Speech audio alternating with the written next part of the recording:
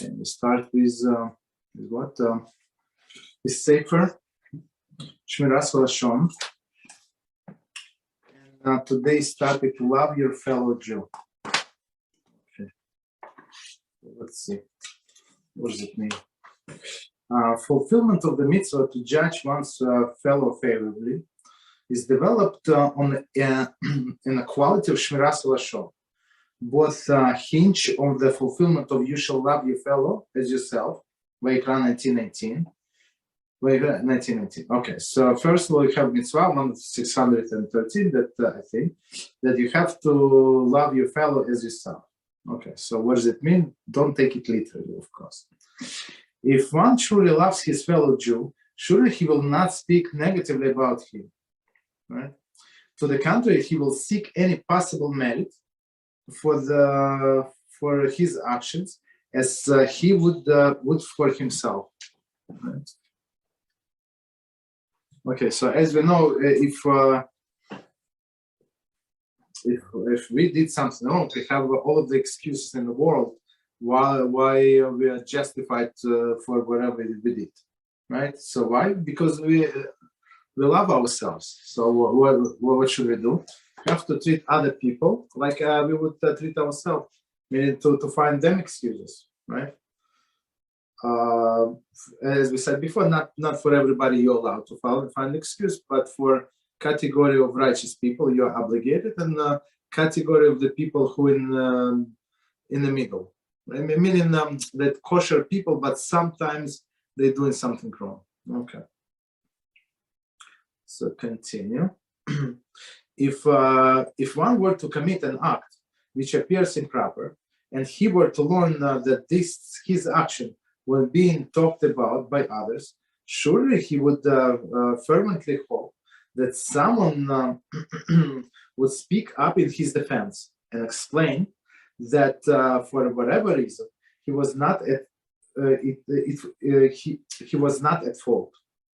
This is exactly what one must do when someone else's behavior comes under the scrutiny, right? So when we did something wrong, and okay, we understand we did something wrong, we would always hope that somebody would give us the benefit of the doubt. So people are talking, even though we're not allowed to talk, but somebody would stick in for us, right? Right? Why judge this person so harshly? Maybe this circumstances, maybe that circumstance. Why draw all of these negative conclusions right away? Right? Continue. Moreover, to love one's fellow as oneself is to help him to avoid situation which would result in his suffering, shame, and criticism. So we actually save other person, right, for all of this suffering, shame, and criticism. Let us suppose that one finds himself in an extended period of time in a city whose custom are foreign to him. Okay. He would seek out a loyal friend in the city who would familiarize him to the local customs and inform him in private when his behavior might invoke negative feeling among the city's inhabitants. That's very interesting. Okay. In this way, he would be forewarned of anything which could possibly cause him distress or embarrassment. One should act toward his fellow in exactly the same manner. If one sees another Jew doing that which could ultimately lead to his distress or embarrassment, he is obligated to warn him of this. So this it's a very interesting example that Chofetz Chaim gives.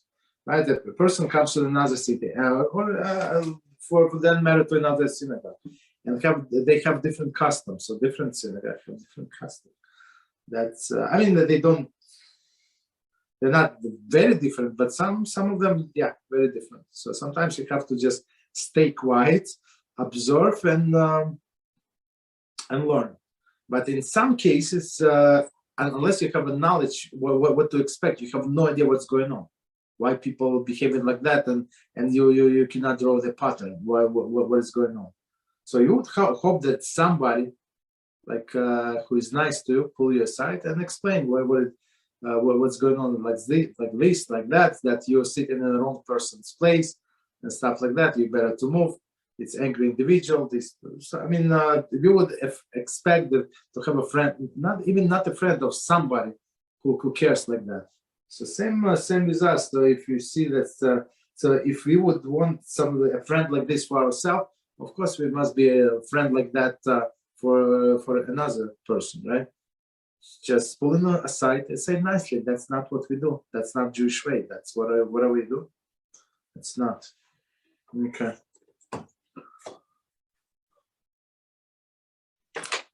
As one of this non-Jewish ways, so is what's going on today in the world. And Jews are taking stage, and rabbis and they comment on the war. They're taking side and blame people. So that's not our way.